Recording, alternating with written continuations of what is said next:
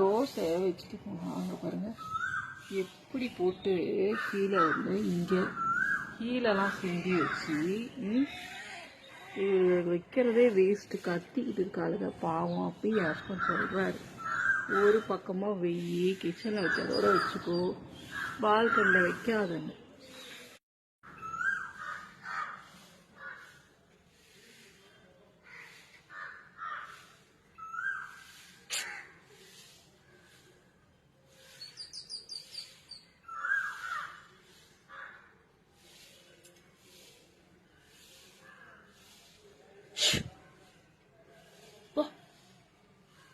நீ சாப்பிடவே வேணாம், ஓடு.